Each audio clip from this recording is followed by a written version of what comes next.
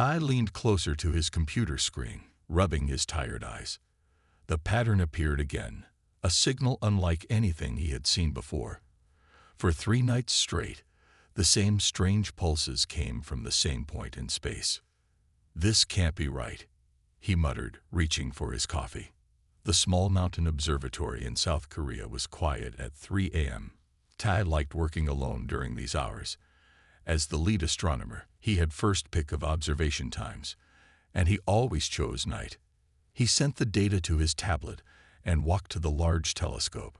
Looking through it wouldn't show him the signal, but somehow it made him feel better to point it toward the source. The stars looked the same as always, but something out there was different tonight. Ty almost didn't report it. Strange signals usually turned out to be nothing, equipment errors or known objects behaving in unusual ways. But after checking everything 3 times, he finally sent the data to his colleagues around the world. 2 days later, Tay's phone wouldn't stop ringing. "Turn on your TV," said his friend Dai from the Seoul Science Center. "Any channel." Todd clicked on the remote. His small TV showed the same image every channel was broadcasting. Massive ships in Earth's orbit. They were smooth and silver, shaped like giant leaves, and they reflected sunlight in ways that made them shimmer.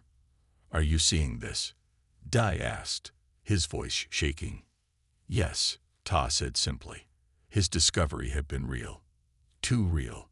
The world changed in an instant. Schools closed. Some people ran to churches and temples.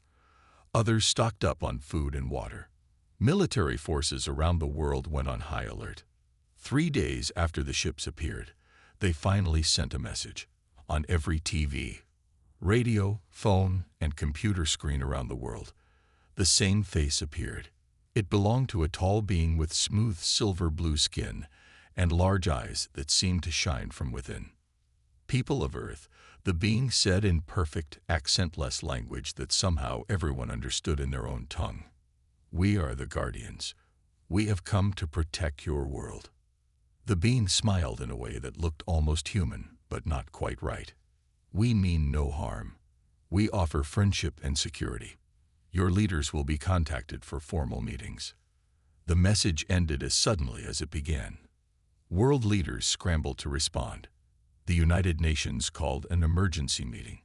Military commanders argued about whether to trust these guardians. Regular people posted endless videos and theories online. 1 week later, Tai found himself in a large meeting room in Seoul. Because he had discovered the signal first, the government had asked him to join a special team of scientists and officials. They were preparing for the first face-to-face meeting with the Guardians. "What should we ask them?" asked Han, the nervous government official leading the meeting. "We need to know their technology," said one scientist. "We should ask about their intentions," said another. Ta had been quiet until now. "We should ask what they're protecting us from." The room fell silent. "What do you mean?" Han asked. "They said they came to protect Earth," Tai explained. "But protect us from what?" They never said. The simplicity of the question struck everyone. In all the excitement and fear of alien contact, no one had thought to ask the most basic question. What was the threat? 2 days later, in a specially built meeting facility, 5 humans sat across from 3 guardians. Todd was among the human representatives. The aliens were taller than humans, with the same silvery blue skin as the one from the broadcast. They wore simple white clothing that seemed to glow slightly. After formal greetings, Han began asking the prepared questions. The Guardians answered politely about their home, many star systems away, their society, very old and peaceful, and their intentions, friendly. When there was a pause, Ta spoke up. "You said you came to protect Earth. From what?" The Guardian in the middle, the leader, it seemed, blinked slowly. The 3 aliens looked at each other. Something like confusion passed between them. "You don't know?" the lead Guardian finally asked. The alien seemed genuinely surprised by the question. "No," Ta said. "We don't know what's out there that we need protection from." "Interesting," the Guardian said, tilting its head. "Very interesting. Perhaps that is why you were chosen. 6 months had passed since the Guardians arrived. Their ships now circled Earth like new moons. They had built bases on the real moon too, strange dome structures that glowed at night. People had gotten used to seeing them in the sky, but that didn't mean they trusted them. Sun Ho straightened his tie and checked his reflection one last time. As South Korea's chosen diplomat to the Guardians, he carried a heavy weight on his shoulders. Today marked his 10th official meeting, and he was determined to get real answers. Ambassador Sun Ho, they're ready for you, his assistant said, opening the door to the meeting room. The room had been specially designed for these meetings. One half had human-sized furniture, the other had larger seats for the Guardians. The air was cooler on their side. The Guardians preferred it that way. 2 Guardians waited for him. They stood when he entered, a human custom they had adopted. "Greetings, Ambassador," said the taller one named Elor. "We hope you are well today." "I am. Thank you," Sun Ho replied with a small bow. He had learned not to offer his hand. Guardians didn't like touching. They sat down. Sun Ho opened his folder of notes while trying to appear casual. "I see you've brought more questions," Elor said, looking at Sun Ho's papers. The Guardians had excellent eyesight. "Yes, my government is grateful for the medical technology you shared last month. The new scanning devices have already saved many lives." The second Guardian, Tanel, nodded. "We are pleased to help. Preserving life is our primary goal." Sun Ho saw his opening. "Speaking of which, my government, and others, still have concerns about the true nature of the threat you're protecting us from. It's been 6 months, yet we still don't know what we need protection from." The Guardians looked at each other, just like they always did when this topic came up. "As we've explained, the universe contains many dangers," Elor said slowly. "Yes, but what specific dangers threaten Earth?" Sun Ho pressed. "You've given us medical technology, farming improvements, even cleaner energy systems, but you refuse to share any defensive technology. How can we help protect ourselves if we don't know what the threat is?" Tanel leaned forward. "Your species is still young. There are things in the darkness between stars that you are not ready to face." Sun Ho felt his frustration rising. Always the same vague answers. With respect, shouldn't that be our choice? Humans have faced many dangers throughout our history. We've survived. And we wish for you to continue surviving, Elor said firmly. Which is why we are here. After the meeting, Sun Ho walked to the small garden outside the diplomatic building. The Guardians had given him nothing new, just like every time before. His phone buzzed. It was a message from Ta, the astronomer who had first detected the Guardian signal. They had become friends over the months since first contact. "Any luck?" The message read. Sun Ho typed back. "None." Same vague answers. "Something isn't right." Tae's response came quickly.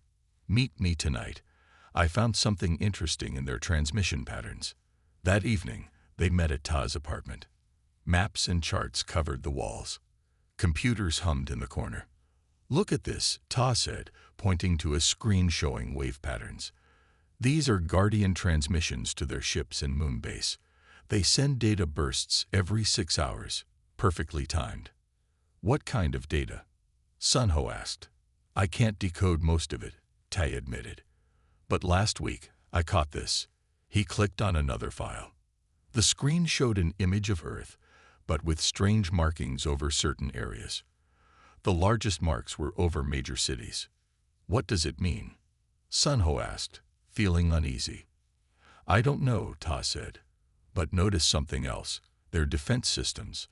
All the weapons on their ships point toward Earth, not away from it." Sun Ho stared at the image. "That doesn't make sense if they're protecting us from outside threats." "Exactly," Ta said quietly. Unless what they're protecting isn't Earth." Sun Ho finished the thought. "But protecting something else from us." Ta nodded slowly. "I think we need to find out what the Guardians are really afraid of." "And I think," Sun Ho said, It might be us. Ji Woo tapped her pen against her desk as she reviewed the latest Guardian activity reports. Something wasn't adding up. As a military intelligence analyst, Ji Woo had a talent for finding patterns others missed. For the past 3 months, she had studied every piece of information about the Guardians that crossed her desk. Now she was sure of it. They were hiding something big. "Captain Park, may I speak with you?" she asked, knocking on her superior's door. Captain Park looked up from his computer with tired eyes. "What is it, Lieutenant Kim?" Ji Woo placed a folder on his desk. "I've been analyzing the Guardian defense systems, sir. Their positions don't make strategic sense if they're protecting us from outside threats." She opened the folder to show a map with red dots marking Guardian positions. Their weapons are arranged to create a net around Earth, but the net faces inward, not outward. It's like they're trying to keep something in, not out. Captain Park frowned.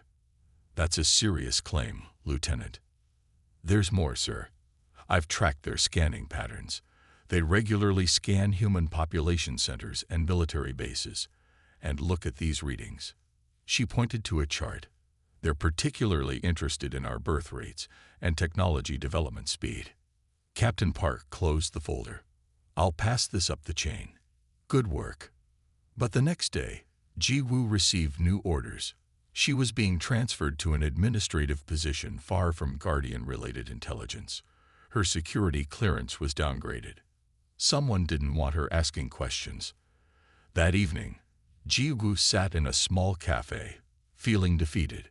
Her phone buzzed with a message from an unknown number. "Your work matters. Meet me at Hendul Park at 7 p.m. Come alone." Sheesh. Ji Woo considered ignoring it, but curiosity won out. At the park, she found a man sitting on a bench overlooking the city. "Ambassador Sun Ho," she said, recognizing him from news reports. He nodded. "Lieutenant Kim Ji Woo. Your analysis caught attention in high places, both human and Guardian." Ji Woo sat beside him. "How do you know about my work?" "I have friends in your department. They're worried about your reassignment." He looked around to ensure they were alone. "I've been having similar doubts about our visitors. They're not protecting us," Ji Woo said firmly. "At least, not in the way they claim." "I agree. I've met with them 15 times now. Every time I push for details about the threat, they change the subject." Sun Ho handed her a small data drive. "This contains information my friend Ta gathered. He's an astronomer who tracked unusual Guardian transmissions." Ji Woo examined the drive. "What am I looking for?" "Patterns. The Guardians send regular reports about us. We need to know what's in them." Over the next week, Ji Woo worked secretly with Sun Ho and Ta. They met in Ta's apartment after hours, reviewing data and comparing notes. One night, they had a breakthrough. "Look at this." Ta pointed excitedly at his screen. "I managed to decode part of their latest transmission. It's biological data, human biological data." The screen showed complex charts of DNA sequences.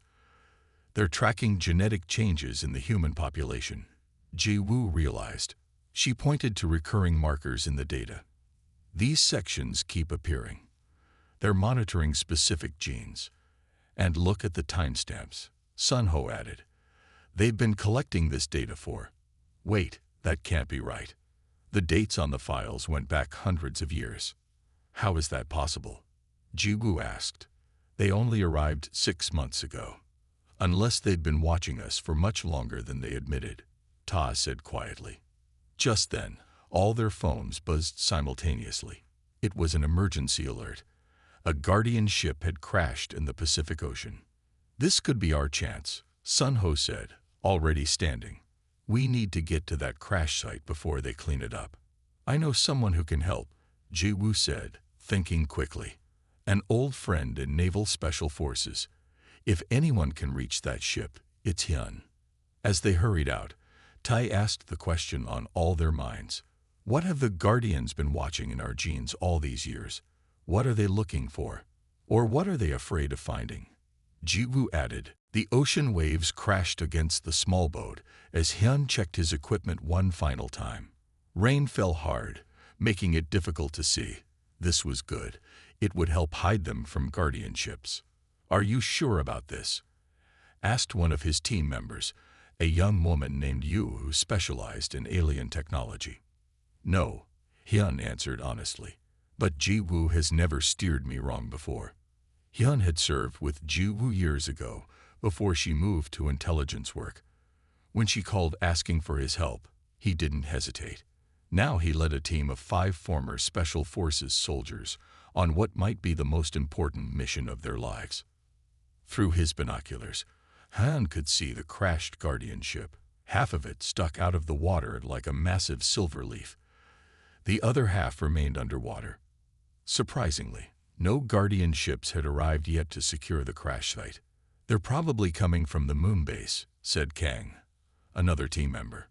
"The storm is slowing them down. We have maybe 2 hours." "Then let's not waste time," Hyun replied. They approached the crash site carefully. Their boat's engine was quiet, designed for stealth operations. When they got close enough, Hyun gave the signal. 3 of them, including Hyun, would enter the ship. The other 2 would stay with the boat. Hyun, Yu, and Kang put on their diving gear and slipped into the cold water. The crashed ship loomed ahead, its smooth surface reflecting the lightning flashes above. They found an opening, a crack in the hull where the ship had broken during the crash. One by one, they swam inside. Inside the ship, emergency lights cast a blue glow over everything. Water had filled the lower sections, but the upper parts remained dry. The 3 climbed out of the water and removed their masks.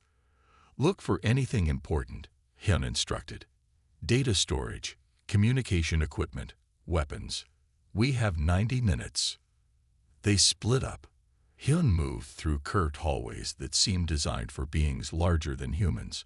The walls were smooth and slightly warm to the touch. In a large room, Hyun found something disturbing. Clear containers lined the walls, containers sized perfectly to hold human bodies.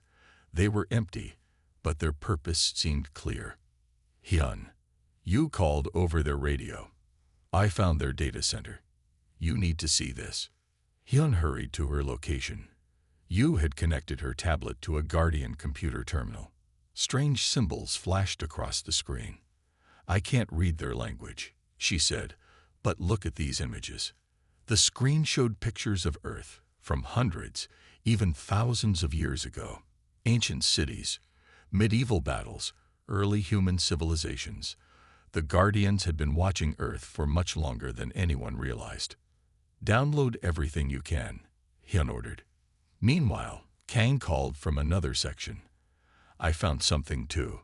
Some kind of laboratory." When they joined Kang, they saw more containers, smaller ones this time. Each held what looked like human tissue samples. "They'd been studying us," Yu whispered, "for a very long time." Suddenly, their radios crackled. "Guardian ships approaching. Warn the team members on the boat. At least 3 of them. 15 minutes out." "Time to go," Hyun said. As they gathered their findings, the ship shuddered. Parts of it were beginning to sink deeper. "This place is becoming unstable," Kang warned. They hurried back toward their entry point, but water was now rushing in faster. The path they had used was completely underwater. "We need another way out," Hyun said, trying to stay calm. Yu pointed to her tablet, which showed a ship diagram. "There's an emergency exit 2 levels up." They climbed through the tilting ship as more sections flooded behind them. Finally, they reached a hatch on the upper level. "It should open to the outside," Yu said. Hyun turned the strange wheel-like handle. The hatch opened with a hiss of air. Outside, rain poured down. They could see their boat in the distance. "Swim fast," Hyun told them. "Guardian ships will be here any minute." They jumped into the stormy water and swam hard toward their boat. Behind them, the crashed Guardian ship groaned as more of it slipped beneath the waves. As they climbed into their boat, the first Guardian ship appeared through the rain clouds above them. Its searchlights swept the water, looking for them. "Go," Hyun ordered, and their boat sped away into the storm. In his pocket was a data drive containing Guardian secrets, secrets that might change everything humans thought they knew about themselves and their protectors. "This can't be right," Ta said, staring at his computer screen. "Check it again." Ji-woo, Sun-ho, and Hyun stood behind him in Ta's apartment. For 3 days straight, they had worked to decode the data from the crashed Guardian ship. What they found shocked them all. "I checked it 5 times, Yu said. She had joined their group after the mission to the crashed ship. "The data is clear." On the screen, ancient images of Earth showed strange ships, not Guardian ships, but something different, landing on the planet. The dates on these images went back 50,000 years.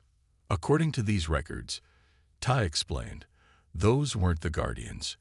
They were us, or rather, our ancestors. "That's impossible," Sun-ho said. "Humans didn't have space travel 50,000 years ago." "Not the humans we know today," Ji-woo said quietly. She pointed to another screen showing DNA sequences. "Look at these. The Guardians have been tracking genetic changes in humans for thousands of years. They're watching specific gene groups, ones linked to aggression, intelligence, and physical abilities." Hyun picked up a tablet showing more images.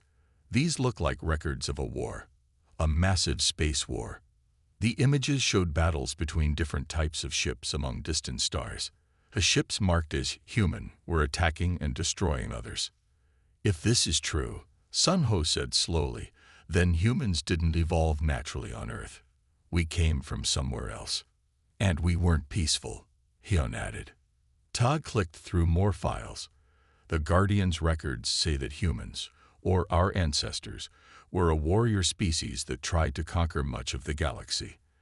They fought numerous wars against other species. But they lost the last big war, Ji-woo continued, reading from another file. "The survivors were changed. Their most aggressive traits were genetically modified and suppressed. Then they were placed on Earth to rehabilitate under Guardian watch." The room fell silent as everyone processed this information. "So Earth isn't being protected," Sun-ho finally said. "It's a prison, and we're the prisoners." "Not exactly," Tag corrected, pointing to newer data. "The genetic modifications are failing, have been for centuries. Each generation of humans shows more of the original traits returning.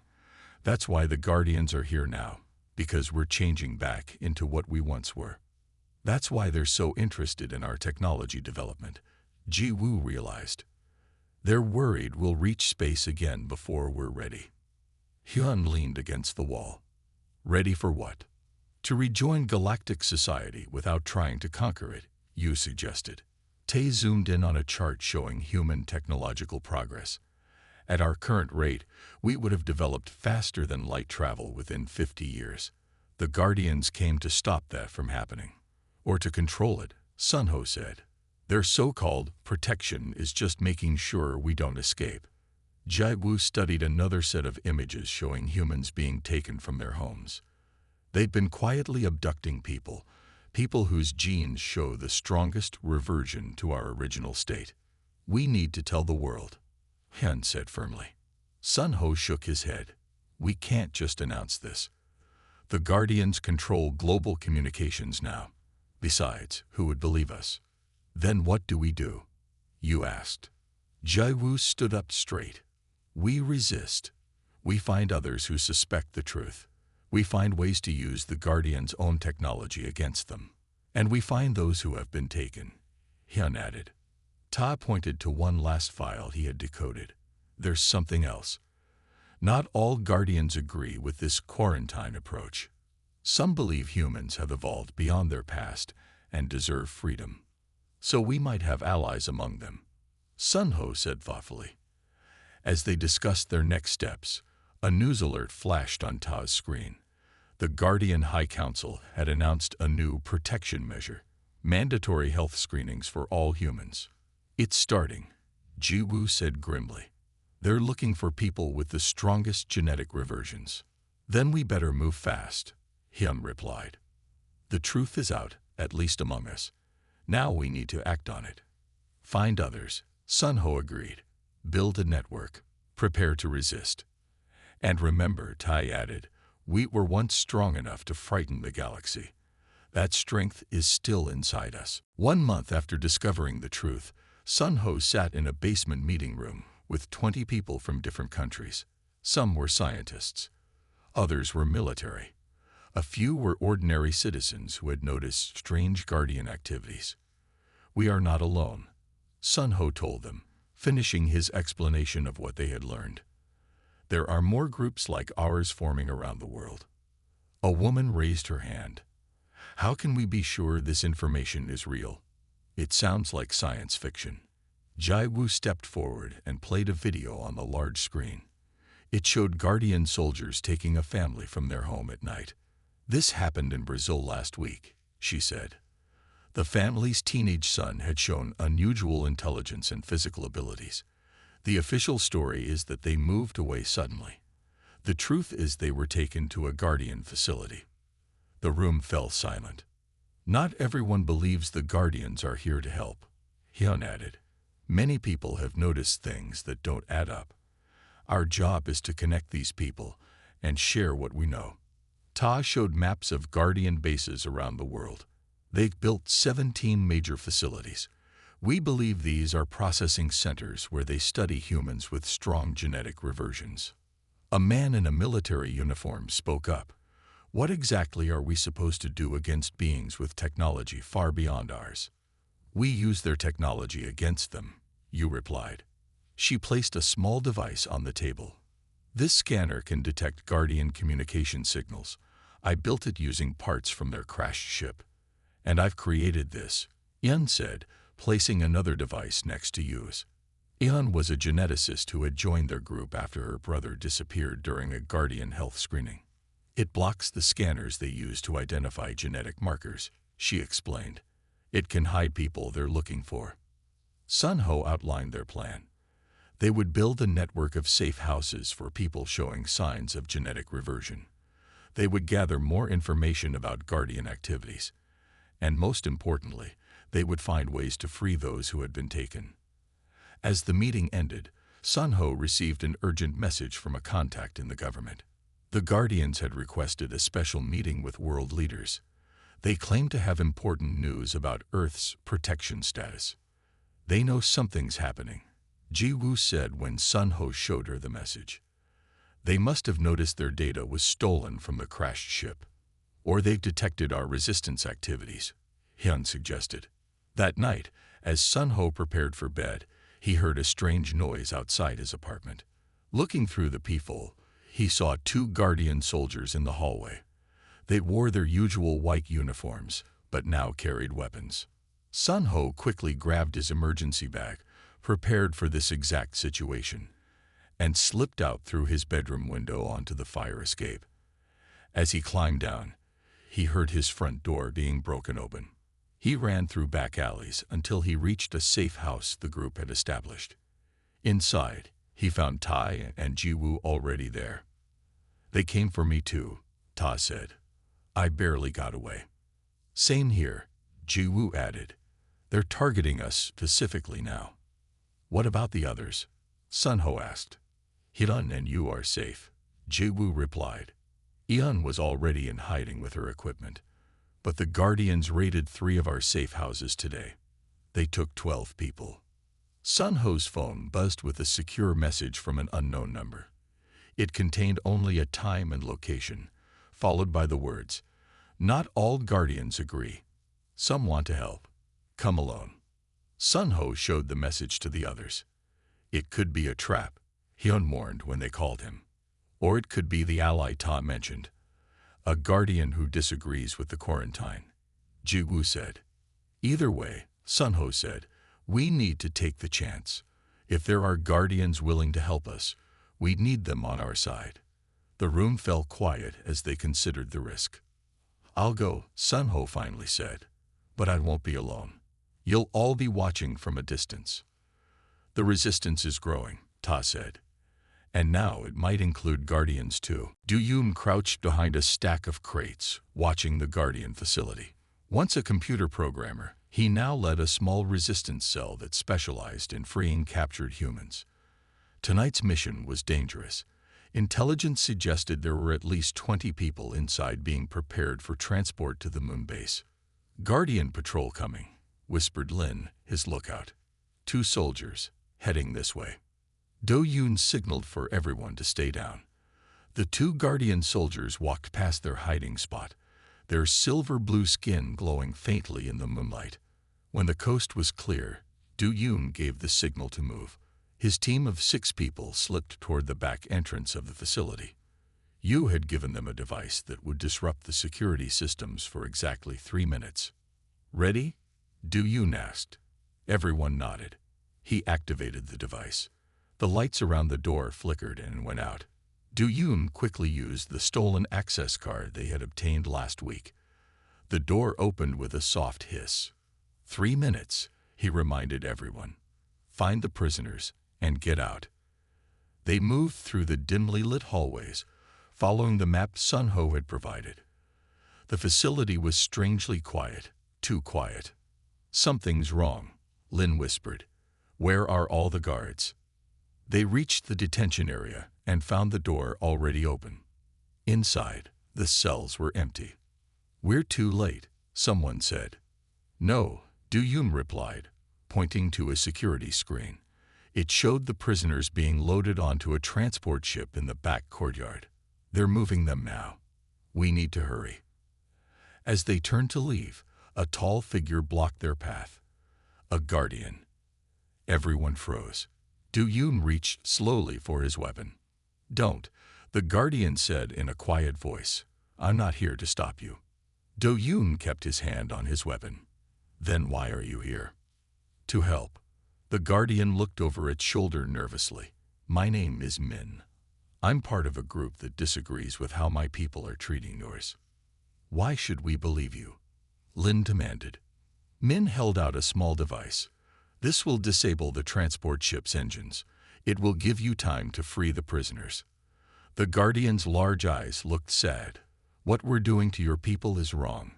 We were supposed to guide you, not imprison you." Du Yun hesitated, then took the device. "If this is a trap." "It's not," Min insisted. "There are many of us who believe humans have evolved beyond your past. You deserve freedom." "Our past?" Du Yun asked. "You mean as a warrior species?" Min looked surprised. "You know about that?" "We found data in the crashed ship," Du Yun explained. "We know about our ancestors." Min nodded slowly. "Then you should also know that many Guardians have been secretly helping humans develop the technology you call the internet. Microprocessors. We helped those happen. We were preparing you to learn the truth and join galactic society again." A distant alarm sounded. Min stiffened. "You need to go. Now, use that device on the transport's main engine. I'll create a distraction." Du Yun studied the Guardian's face, trying to judge if it was telling the truth. "Why help us?" he asked. "Because the Guardian leadership is wrong about humanity," Min answered. "You're not the same species that nearly conquered the galaxy. You've changed. You care about each other now. You build things together instead of destroying." Min touched a panel on the wall, opening a side door. "This will take you to the courtyard. Hurry." As Du Yun led his team through the door, Min called after them. "When you free those people, take them to these coordinates." The Guardian sent a location to Du Yun's device. "There's a safe place there. Other Guardians like me will help them." The mission that followed was chaotic but successful. Using Min's device, they disabled the transport ship. In the confusion, they freed all 23 prisoners. Guardian reinforcements arrived. But by then, Du Yun's team had escaped with everyone. Later that night, at a temporary safe house, Du Yun contacted Sun Ho. "You were right," he said.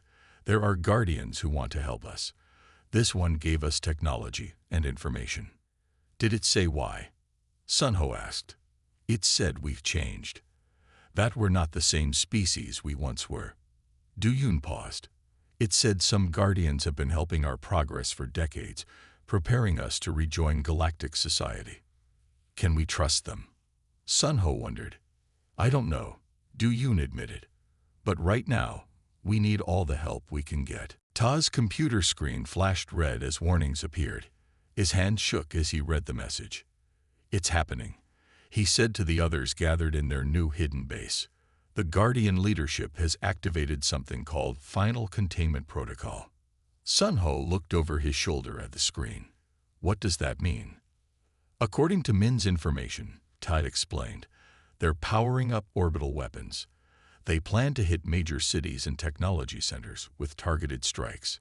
Not enough to kill everyone, but enough to send us back to pre-industrial times. They want to reset human civilization. Ji-Woo realized. Start our rehabilitation over again. How long do we have? Hyun asked. 3 hours, Ta said. Maybe less. The room fell silent.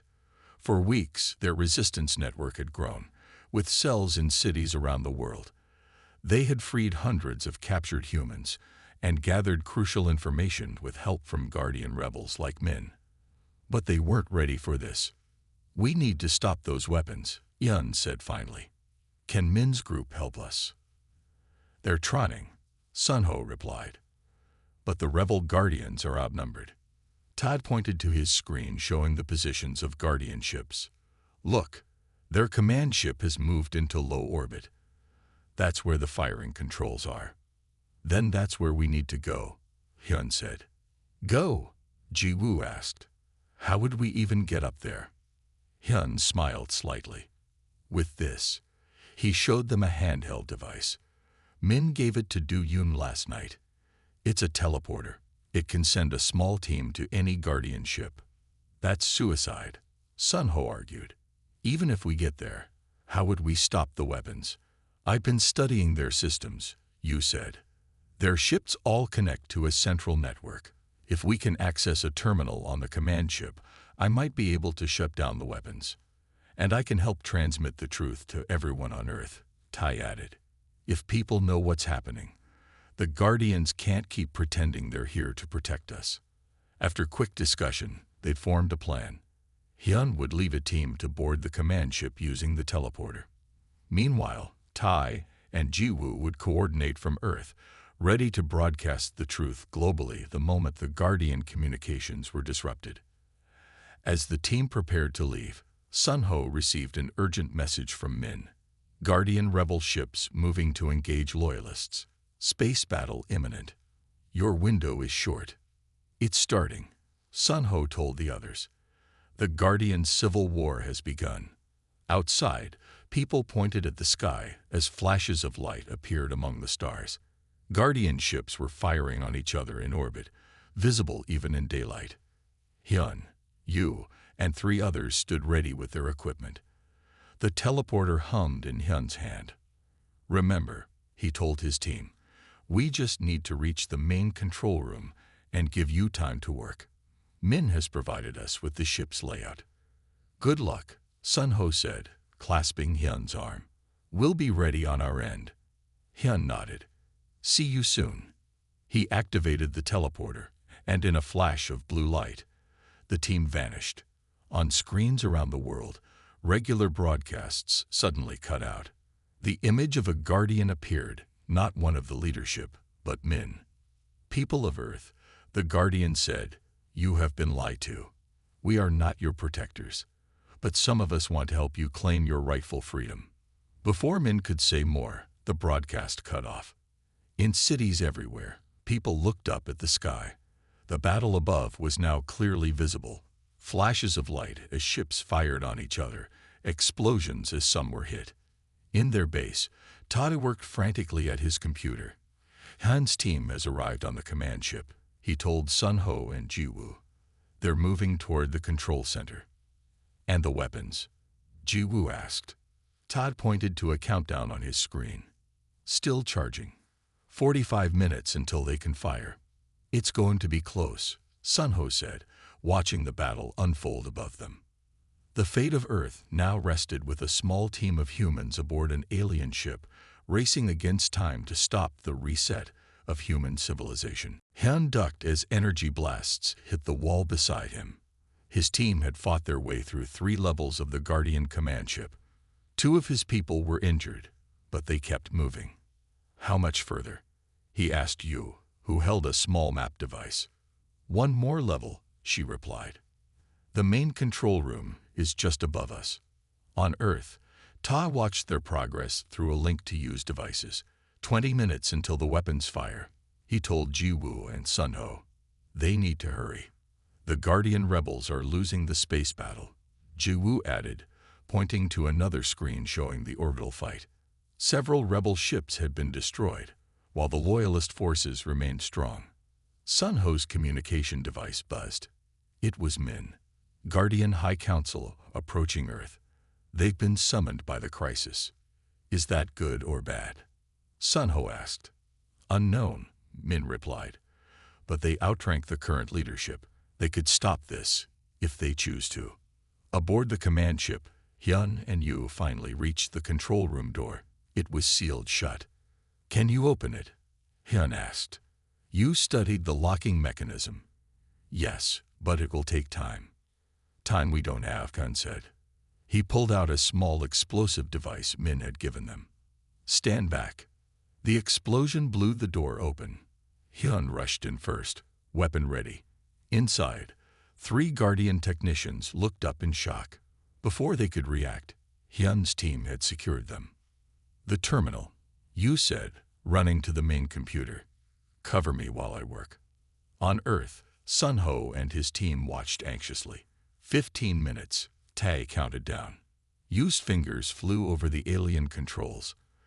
I'm in their system, she reported to Hyun. But there are blocks I can't get through.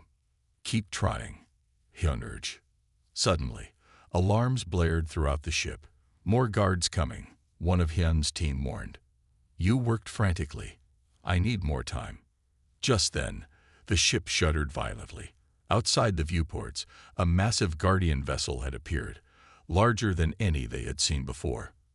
That's the High Council ship, Min told Sunho through their communication link. They've arrived.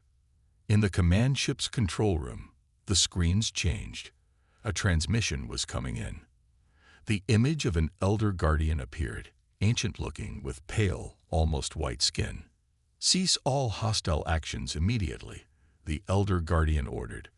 By authority of the High Council, all weapons are to be powered down. The Guardian technicians in the room looked confused but obeyed. The weapons countdown froze at 7 minutes. What's happening? Hyun asked Yu. I think. Yu started. I think someone higher up just stopped the attack. On Earth, Tae confirmed it. The weapons are powering down. All Guardian ships are standing down. 3 hours later, Sunho found himself in a position he never imagined possible. He sat at a large round table with Jiwoo, Tae, Hyun, and Eun, facing 5 members of the Guardian High Council. Min stood to the side as a translator. We have reviewed all evidence, the eldest council member said. The actions taken against Earth were not authorized by the High Council. Then what happens now? Sunho asked. That depends on you, the council member replied. Humanity was indeed placed on Earth after the Great War. Your ancestors were a powerful warrior species who nearly conquered the galaxy. So we are prisoners, Jiwoo said. Not precisely, another council member explained. You were placed here for your own protection, as much as for others. Your defeat made you targets for extinction by other species. The Guardian mission was to watch over you until you evolved beyond your violent past. And have we? Tae asked. The council members looked at each other. We believe so, the eldest said. Your response to this crisis, seeking truth rather than revenge, building alliances rather than weapons, suggests you have indeed changed.